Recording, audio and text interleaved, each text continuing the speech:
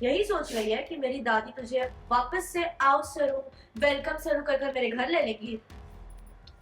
तुझे क्या लगा मेरी दादी को अपने इशारों पर नचाना इतना आसान है? मैं तुझे इस घर से बाहर निकलवा रही हूँ, और इससे पहले कि मैं तुझे कॉलेज से भी गेट लॉस्ट करवा दूँ, अपना सामान बांध और निकल यहाँ से, समझी? अनिका, क्या ये गरीब देहातियों से बात कर रही हो तुम? बात करनी हो तो अपने स्टेटस के लोगों से बात करो मेरे साथ। चलो निकल जाओ। तो जब वो दादोसा को तेल लगा रही होती है तब अन्नपूर्णा जी आकर कहती है कि बेटा तुम पहले खाना खा लो फिर आके मसाज कर देना।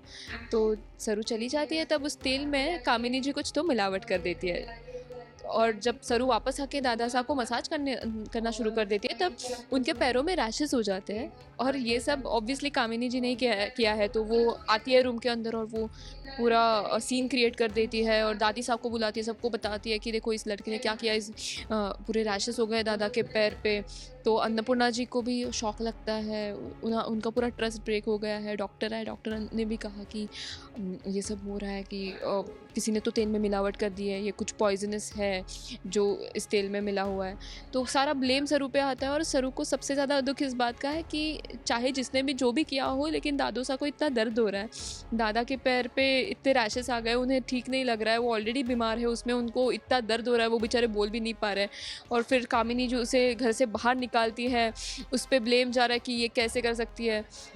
फिर सरू भगवान के पास जाती है और कहती है देखिए दादी ही मेरा सपोर्ट सिस्टम है, वही मेरी अपनी है इस अनजान शहर में, और मैंने जो गलती नहीं की है उसकी मुझे सज़ा मिल रही है, वो भी गलत है क्योंकि मुझे माँ ने सिखाया था कि कभी भी अगर अपनी गलती ना हो तो उस चीज़ को एक्सेप्ट नहीं करना चाहिए, क्योंकि उसमें सच्चाई और अच्छाई का मोल ख़त्म हो जाता है, ये सारी चीज़ें हैं। तो वो भगवान के पास जाती है, दिया उठाती है और उस पर अपना हाथ जला लेती है, वही हाथ जिस हाथ से उसने वो तेल दादूसा को लगाया था। तो ये सब हो गया है उसके साथ, और वो अभी भगवान से प्रार्थना कर रही है कि मैं निर्दोष हूँ, आपको तो पता है, काश दादी साहब को भी समझ में आ जाए। रो रही है, तो ये सब चीज़ें दादी साहब भी ऊपर से देख रही है। तो लेट्स सी कि क्या होता है आगे कहानी में। दादी का ट्रस्ट वापस आता है और दादी को सच्चाई पता चलती है कि आगे तक शायद अंत तक उन्हें कभी समझेगा ही नहीं कि सरू ने ये कभी किया नहीं था। हे राम जी, मैं आपको आज कोई भी सफाई ना दूंगी, क्योंकि आप भी तो जानते हैं ना कि हमारी कोई गलती ना है।